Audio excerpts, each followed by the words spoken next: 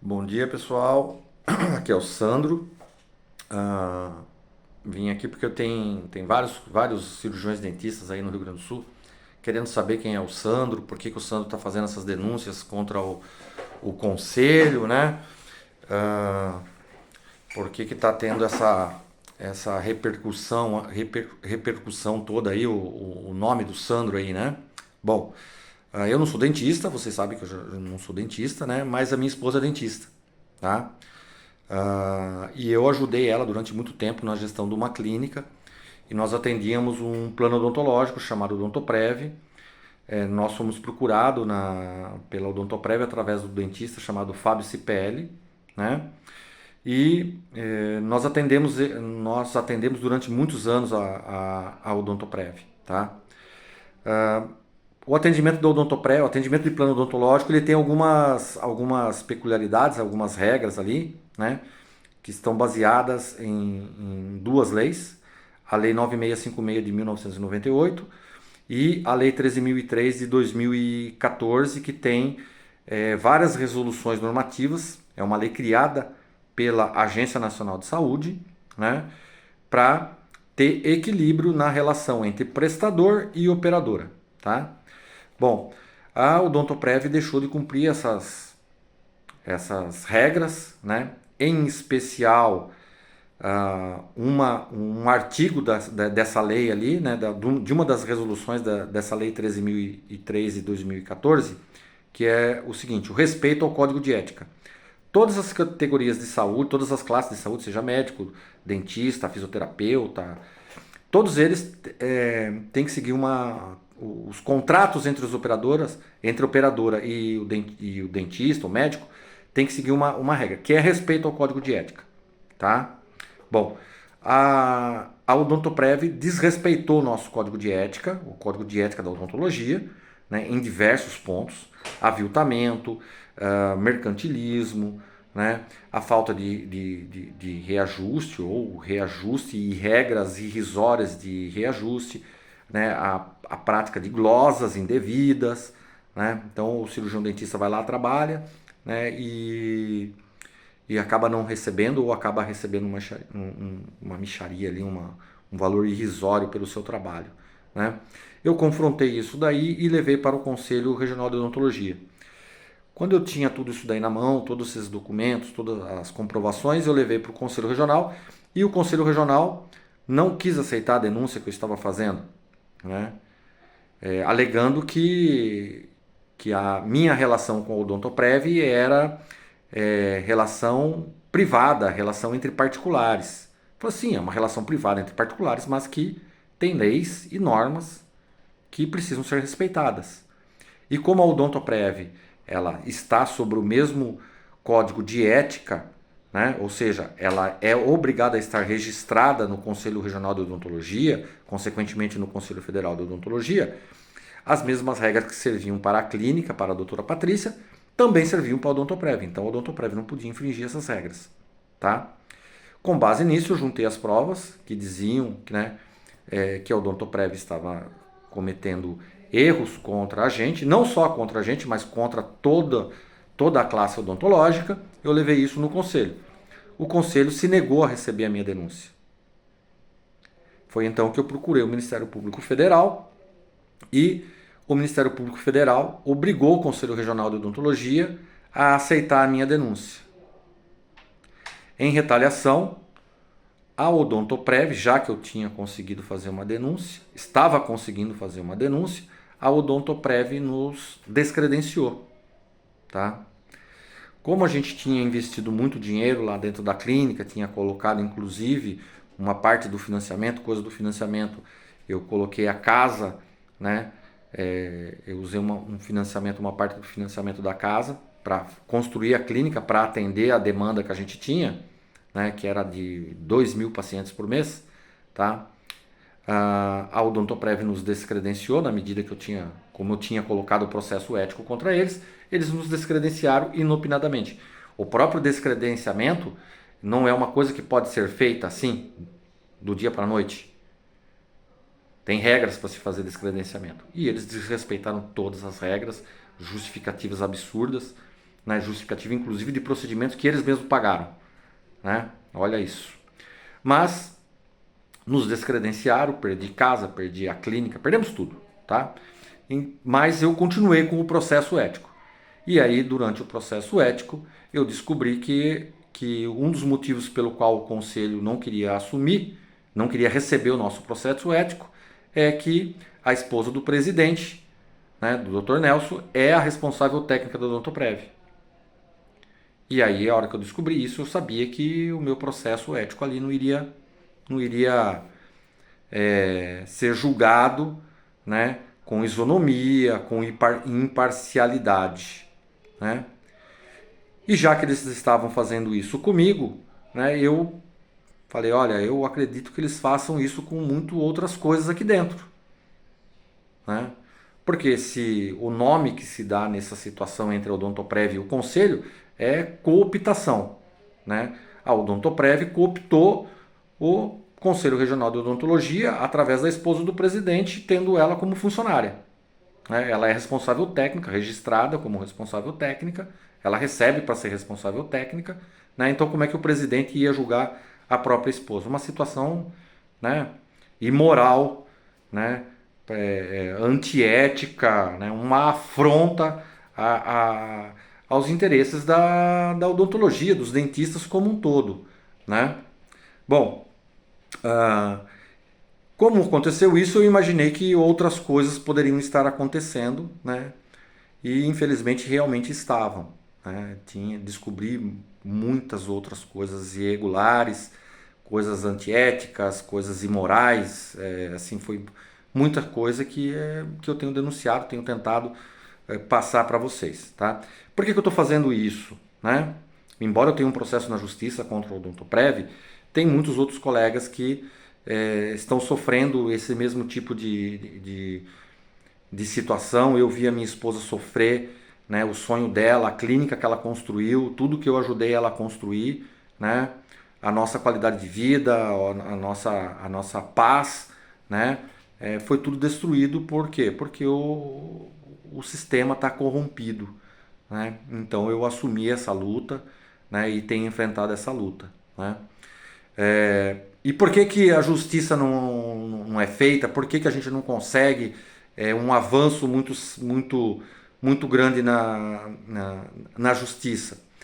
A resposta é simples, né? O sistema conselho, o Conselho Federal e os outros conselhos regionais, eles são uma autarquia. A autarquia é uma bolha. Então, tudo que é questão de mérito julgado internamente, os outros órgãos não podem interferir. É simples, né? Então, a forma de mudar, né, é através de eleição. E é por isso que eu estou apoiando a outra chapa. Eu nem conhecia a outra chapa, porque o meu processo ético contra a Odontoprev é de 2022. Eu estava lutando lá em 2022 e 2023. No final de 2023, vir a saber que uma chapa conseguiu se colocar para concorrer contra o Nelson, mas foi no finalzinho da eleição, né? A chapa 2 aí teve, acho, se não me engano, 10 dias só de campanha, né? E eu continuei a minha luta contra o Odontoprev, né? Contra o que estava acontecendo ali no Conselho Regional. Só que eu passei a investigar as outras coisas, né? Eu tinha perdido minha casa, perdi minha clínica, perdi muita coisa, né? Eu não perdi dignidade, eu não perdi coragem, né? Eu não perdi dedicação, né? Aprendi a amar a odontologia através da minha esposa, que eu também amo, né?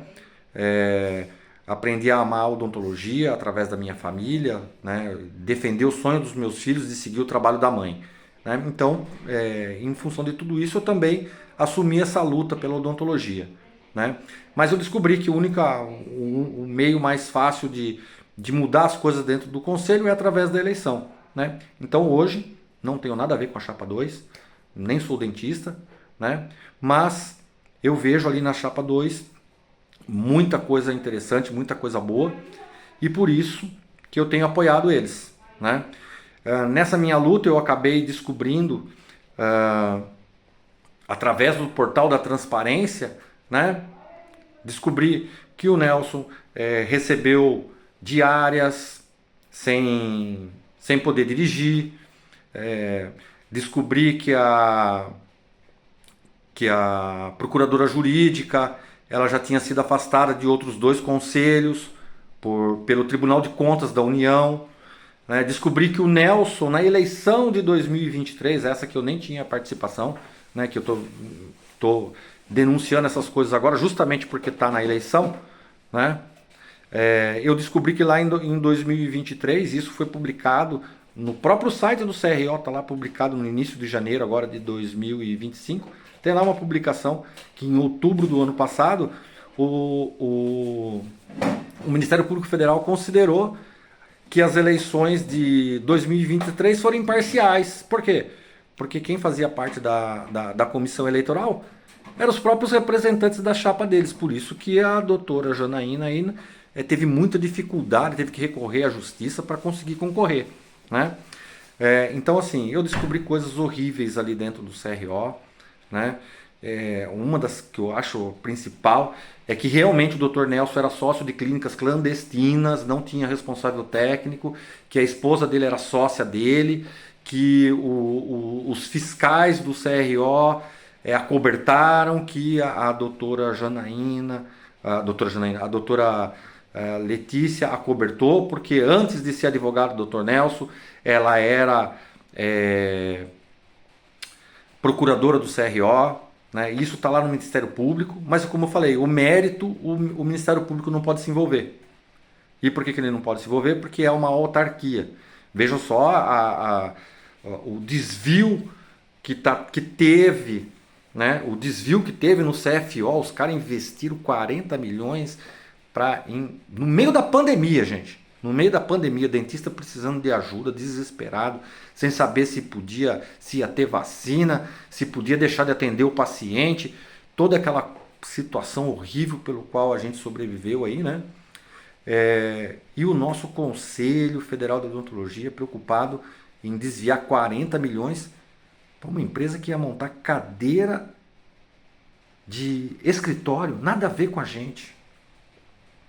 Né? E veja quanto tempo levou isso, foi lá em 2020, estourou em 2022, né? E só agora que a Polícia Federal conseguiu fazer uma apreensão de documentos. Né? E o doutor Rafael lá, que estava fazendo as denúncias sobre essas coisas, né? Num canetaço lá do presidente, fez a intervenção no CRO de Minas Gerais, tirou o cara de lá. Né? Então, assim, o poder que está na mão dessa gente é muito grande. E o poder na mão dessas pessoas durante muito tempo é extremamente perigoso. Né? Eu sofri na pele isso. E eu não tenho medo de vir aqui falar para vocês o que está acontecendo lá dentro. Né?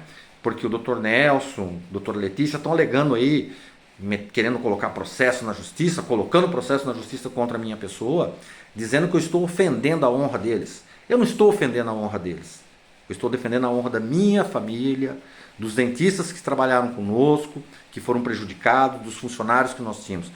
A honra nossa nós construímos, assim como eles construíram a deles. A diferença é que a deles eles construíram, né, com base em mentira, com base em desvio de caráter, em desvio de personalidade. Essa é a diferença. Né?